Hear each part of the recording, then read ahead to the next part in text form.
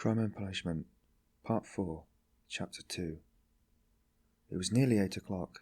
The two young men hurried to Bakaleyev's to arrive before Luzhin.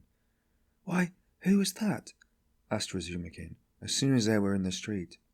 "It was Fedrigalov, that landowner in whose house my sister was insulted when she was their governess.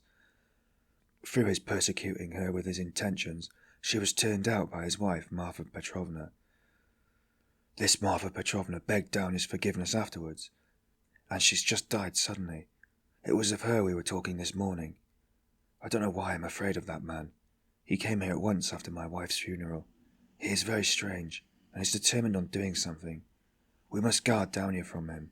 That's what I wanted to tell you. Do you hear?" "Guard her? What can he do to harm Avdotya Romanovna? Thank you, Rodya, for speaking to me like that. We will guard her. Where does he live?" "I don't know." "Why didn't you ask? What a pity. I'll find out, though." "Did you see him?" asked Raskolnikov, after a pause. "Yes, I noticed him. I noticed him well." "You did really see him? You saw him clearly?" Raskolnikov insisted. "Yes, I remember him perfectly. I should know him in 1,000. I have a good memory for faces." They were silent again. That's all right," muttered Raskolnikov. "Do you know, I kept thinking that it may have been an hallucination." "What do you mean? I don't understand you." "Well, you all say," Raskolnikov went on, twisting his mouth into a smile, "that I am mad. I thought just now that perhaps I really am mad, and have only seen a phantom." "What do you mean?" "Why, who can tell? Perhaps I am really mad, and perhaps everything that has happened over the last few days may be only imagination." "Ah, Rodya, you have been upset again. But what did he say? What did he come for?" Raskolnikov did not answer. Razumihin thought a minute. "Now let me tell you my story," he began.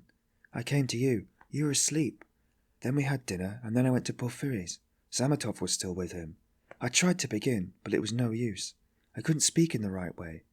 They don't seem to understand, and can't understand, but are not a bit ashamed. I drew Porfiry to the window, and began talking to him, but it was still no use. He looked away and I looked away. At last I shook my fist in his ugly face, and told him as a cousin I'd brain him. He merely looked at me. I cursed and came away. That was all. It was very stupid. To Zametov I didn't say a word, but you see, I thought I'd made a mess of it, but as I went downstairs, a brilliant idea struck me. Why should we trouble? Of course, if you were in any danger or anything, but why need you care? You needn't care a hang for them. We shall have a laugh at them afterwards. And if I were in your place, I'd mystify them more than ever. How ashamed they'll be afterwards. Hang them. We can thrash them afterwards, but let's laugh at them now." "To be sure," answered Raskolnikov. "But what will you say tomorrow?" he thought to himself. Strange to say, till that moment it had never occurred to him to wonder what Razumihin would think when he knew. And as he thought of it, Raskolnikov looked at him. Razumihin's account of his visit to Porfiry had very little interest for him. So much had come and gone since then. In the corridor they came upon Luzhin. He had arrived punctually at 8, and was looking for the number, so that all three went in together without greeting or looking at one another. The young men walked in first, while Pyotr Petrovitch, for good manners, lingered a little in the passage, taking off his coat. Pulcheria Alexandrovna came forward at once to greet him in the doorway. Dounia was welcoming her brother. Pyotr Petrovitch walked in and quite amiably, though with redoubled dignity, bowed to the ladies. He looked, however, as though he were a little put out, and could not yet recover himself. Pulcheria Alexandrovna, who seemed also a little embarrassed, hastened to make them all sit down at the round table, where a samovar was boiling. Dounia and Luzhin were facing one another on opposite sides of the table. Razumihin and Raskolnikov were facing Pulcheria Alexandrovna. Razumihin was next to Luzhin, and Raskolnikov was beside his sister. A moment's silence followed. Pyotr Petrovitch deliberately drew out a cambric handkerchief, reeking of scent, and blew his nose with an air of a benevolent man who felt himself slighted, and was firmly resolved to insist on an explanation. In the passage, the idea had occurred to him to keep on his overcoat and walk away, and so give the two ladies a sharp and emphatic lesson, and make them feel the gravity of the position. But he could not bring himself to do this.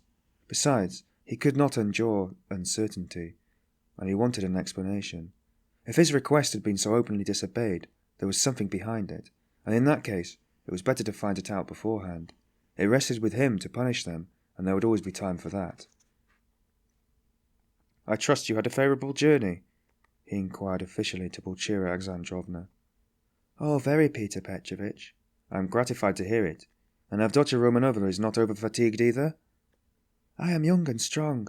I don't get tired, but it was a great strain for Mother," answered Dounia. "That's unavoidable. Our national railways are of terrible length. Mother Russia, as they say, is a vast country. In spite of all my desire to do so, I was unable to meet you yesterday, but I trust all passed off without inconvenience." "Oh no, Pyotr Petrovitch, it was all terribly disheartening," Pulcheria Alexandrovna hastened to declare with peculiar intonation. "And if Dmitri Prokofitch had not sent us, I really believe by God himself we should have been utterly lost. Here he is, Dmitri Prokofitch Razumihin," she added, introducing him to Luzhin. "I had the pleasure yesterday," muttered Pyotr Petrovitch, with a hostile sidelong glance at Razumihin, and he scowled and was silent. Pyotr Petrovitch belonged to that class of persons, on the surface very polite in society, who make a great point of punctiliousness, but who, directly they are crossed in anything, are completely disconcerted and become more like sacks of flour than elegant and lively men of society. Again all was silent.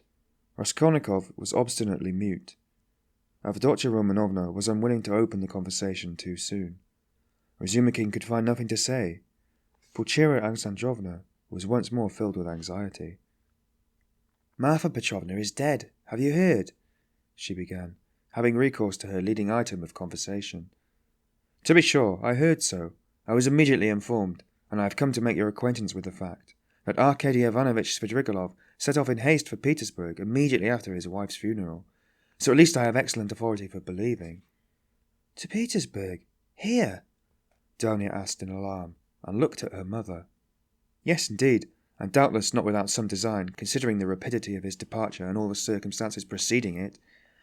"Good heavens! Won't he leave down here in peace even here?" cried Pulcheria Alexandrovna. "I imagine that neither you nor Avdotya Romanovna have any ground for uneasiness, unless, of course, you are yourselves desirous for getting into communication with him. For my part, I am on my guard, and am in the process of discovering where he is lodging." "Oh, Pyotr Petrovitch, you would not believe what a fright you have given me," Pulcheria Alexandrovna went on. "I've only seen him twice, but I thought him terrible, terrible. I am convinced that he was the cause of Marfa Petrovna's death." "It's impossible to be certain about that. I have precise information. I do not dispute that he may have contributed to accelerate the course of events by the moral influence, so to say, of the affront. And as to the general conduct and moral characteristics of that personage, I am in agreement with you. I do not know whether he is well off now, and precisely what Marfa Petrovna left him. This will be known to me within a very short period, but no doubt here in Petersburg, if he has any pecuniary resources, he will relapse at once into his old ways.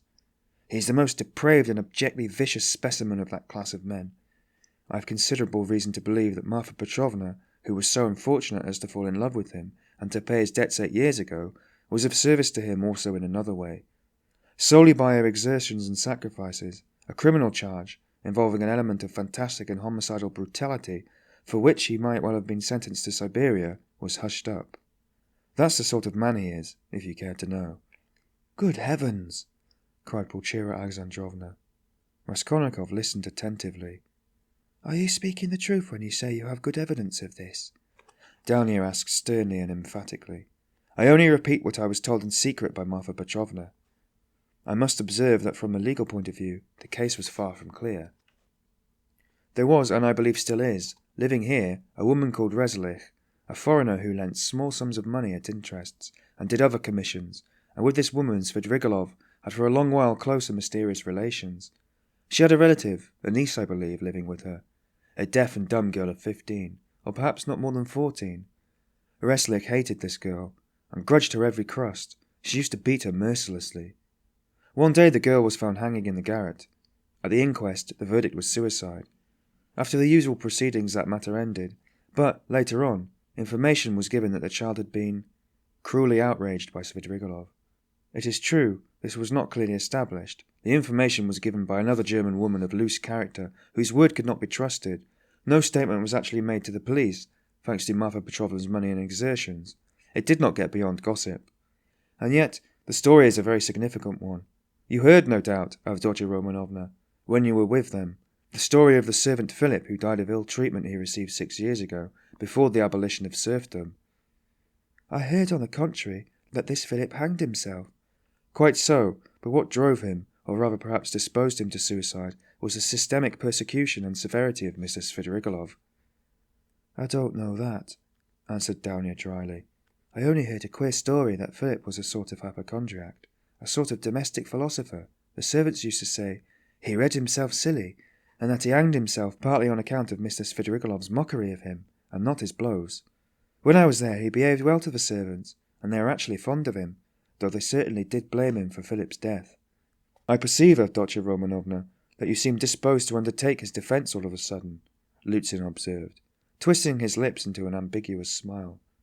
There's no doubt that he is an astute man, and insinuating where ladies are concerned, of this Marfa Petrovna, who has died so strangely, is a terrible instance. My only desire is to be of service to you and your mother with my advice, in view of the renewed efforts which may certainly be anticipated from him. For my part, it's my firm conviction that he will end in a debtor's prison again. Marfa Petrovna has not the slightest intention of settling anything substantial on him, having regard for his children's interests, and if she left him anything, it would only be the merest sufficiency, something insignificant and ephemeral, which would not last a year for a man of his habits. Pyotr Petrovitch, I beg you, said Dounia, say no more of Mr. Svidrigailov. It makes me miserable.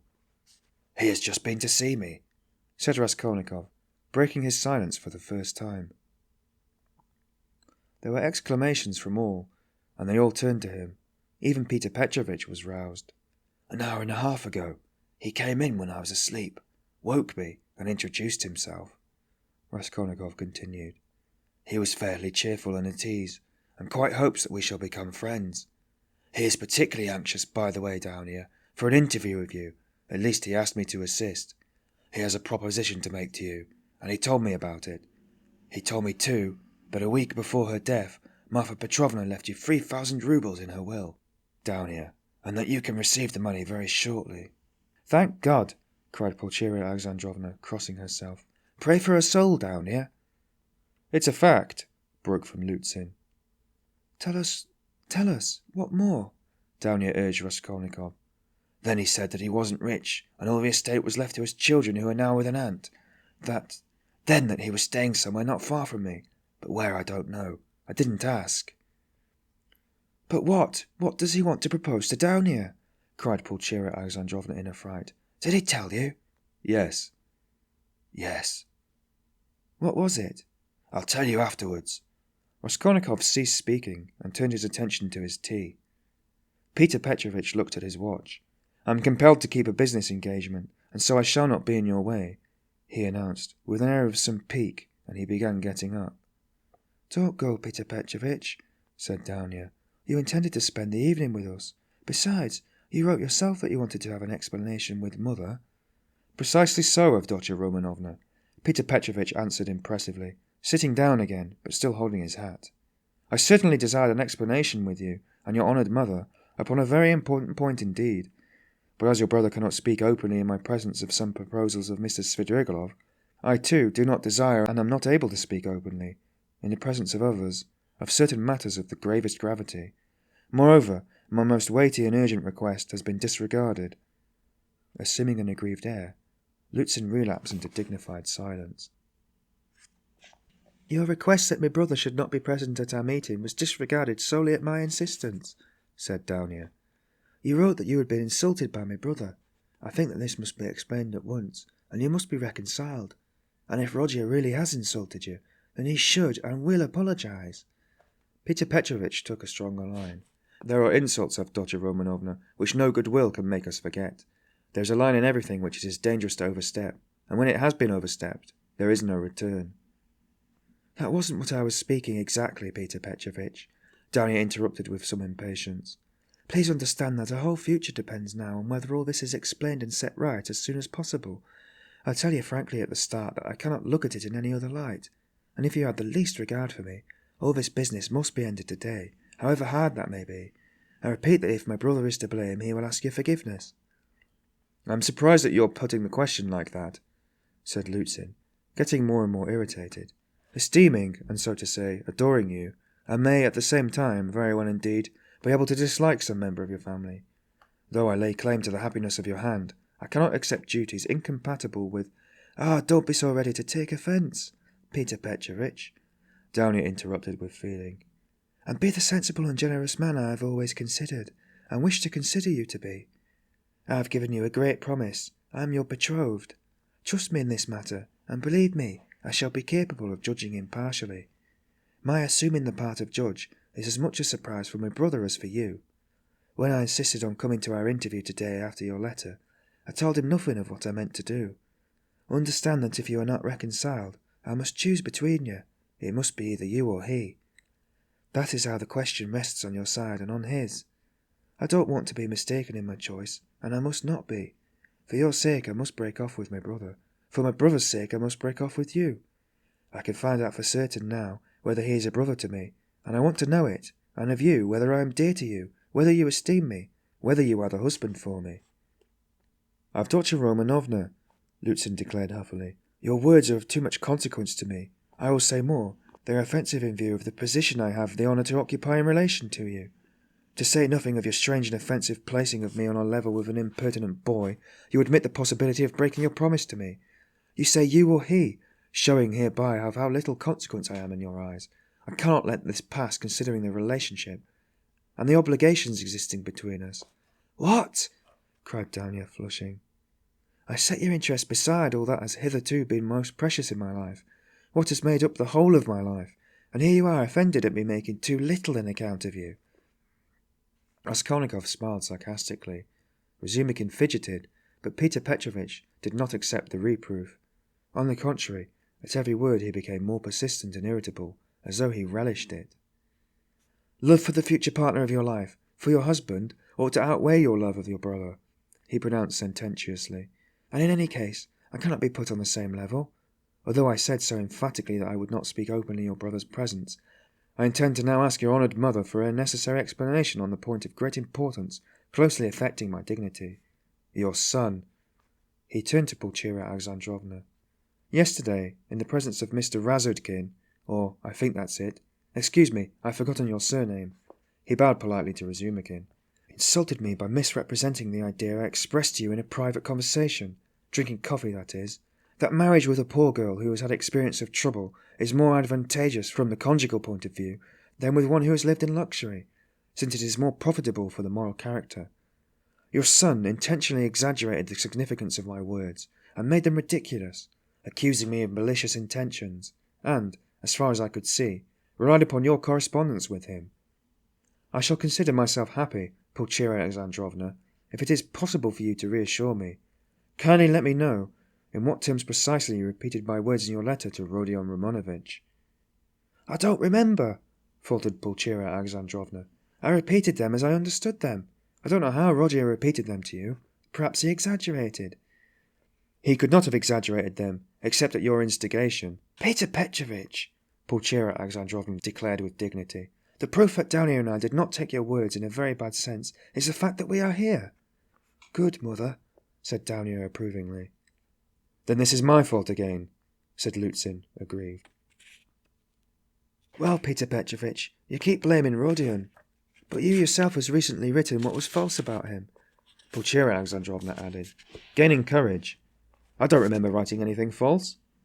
"You wrote," Raskolnikov said sharply, not turning to Luzhin, "that I gave my money yesterday, not to the widow of the man who was killed, as was the fact, but to his daughter, whom I had never seen till yesterday. You wrote this to make dissension between me and my family, and with that object added coarse expressions about the conduct of a girl whom you don't know. All that is mean slander." "Excuse me, sir," said Luzhin, quivering with fury. "I enlarged upon your qualities and conduct in my letter solely in response to your sister's and mother's inquiries, how I found you, and what impression you made on me. As for what you've alluded to in my letter, be so good as to point out one word of falsehood. Show, that is, that you didn't throw away your money, and that there are not worthless persons in that family, however unfortunate. To my thinking, you, with all your virtues, are not worth the little finger of that unfortunate girl at whom you throw stones. Would you go so far then as to let her associate with your mother and sister? I have done so already, if you care to know. I made her sit down today with mother and Dounia. Rodya! Cried Pulcheria Alexandrovna. Dounia crimsoned. Razumihin knitted his brows. Luzhin smiled with lofty sarcasm. You may see for yourself, Avdotya Romanovna, he said, whether it is possible for us to agree. I hope now that this question is at an end, once and for all. I will withdraw, that I may not hinder the pleasures of family intimacy and the discussion of secrets. He got up from his chair and took his hat. But in withdrawing, I venture to request that for the future I may be spared similar meetings, and so to say, compromises. I appeal particularly to you, honoured Pulcheria Alexandrovna, on this subject, the more as my letter was addressed to you, and to no one else. Pulcheria Alexandrovna was a little offended. You seem to think that we are completely under your authority, Pyotr Petrovitch. Dounia has told you the reason your desire was disregarded. She had the best intentions. And indeed you write as though you were laying commands upon me. Are we to consider every desire of yours as a command? Let me tell you, on the contrary, that you ought to show particular delicacy and consideration for us now, because we have thrown up everything, and have come here relying on you, and so we are in any case, in a sense, in your hands. That is not quite true, Pulcheria Alexandrovna, especially at the present moment, when the news has come of Marfa Petrovna's legacy, which seems indeed very apropos, judging from the new tone you take to me, he said sarcastically. Judging from that remark, we may certainly presume that you were reckoning on her helplessness, Dounia observed irritably. But now in any case I cannot reckon on it, and I particularly desire not to hinder your discussion of the secret proposals of Arkady Ivanovitch Svidrigailov, which he has entrusted to your brother, and which have, I perceive, a great and possibly very agreeable interest for you. Good heavens! Cried Pulcheria Alexandrovna. Razumihin could not sit still on his chair. Aren't you ashamed now, sister? Asked Raskolnikov. I am ashamed, Rodya, said Dounia. Pyotr Petrovitch, go away. She turned to him, white with anger. Pyotr Petrovitch had apparently not at all expected such a conclusion. He had too much confidence in himself, in his power, and in the helplessness of his victims. He could not believe it even now. He turned pale and his lips quivered. Avdotya Romanovna, if I go out of this door now after such a dismissal, then, you may reckon on it, I will never come back. Consider what you are doing. My word is not to be shaken. What insolence! Cried Dounia, springing up from her seat. I don't want you to come back again. What? So that's how it stands! Cried Luzhin, utterly unable to the last moment to believe in the rupture, and so completely thrown out by his reckoning now. So that's how it stands! But do you know, Avdotya Romanovna, that I might protest? What right do you have to speak to her like that? Pulcheria Alexandrovna intervened hotly. And what can you protest about? What rights have you? Am I to give away Dounia to a man like you? Go away! Leave us altogether. We are to blame for having agreed to the wrong action, and I above all. But you have bound me, Pulcheria Alexandrovna, Luzhin stormed in a frenzy, by your promise, and now you deny it. And, besides, I have been led on account of that into certain expenses. This last complaint was so characteristic of Pyotr Petrovitch that Raskolnikov, pale with anger and with the effort of restraining it, could not help breaking into laughter. But Pulcheria Alexandrovna was furious. Expenses? What expenses? Are you speaking of our trunk? But the contractor brought it for nothing for you. Mercy on us, we have bound you. What are you thinking about, Pyotr Petrovitch? It was you bound us, hand and foot, not we. Enough, mother, no more, please, Avdotya Romanovna implored. Pyotr Petrovitch, do be so kind as to go. I am going, but one last word, he said, quite unable to control himself. Your mamma seems to have entirely forgotten that I made up my mind to take you, so to speak, out of the gossip of the town and spread all over the district in regard to your reputation. Disregarding public opinion for your sake, and restraining your reputation, I certainly might very well reckon on a fitting return, and might indeed look for gratitude on your part. And my eyes have only now been opened. I see myself that I may have acted very, very recklessly in disregarding the universal verdict. Does that fellow want his head smashed? Cried Razumihin, jumping up. You are a mean and spiteful man, said Dounia. Not a word, not a movement, cried Raskolnikov, hurrying Razumihin back, then getting up close to Luzhin. Kindly leave the room, he said quietly and distinctly, and not a word more, or... Pyotr Petrovitch gazed at him for some seconds with a pale face that worked with anger. And he turned, went out, and rarely has any man carried away in his heart such vindictive hatred as he felt against Raskolnikov. Him, and him alone, he blamed for everything. It is noteworthy that as he went downstairs, he still imagined that his case was perhaps not utterly lost, and that, so far as the ladies were concerned, all might very well indeed be set right again.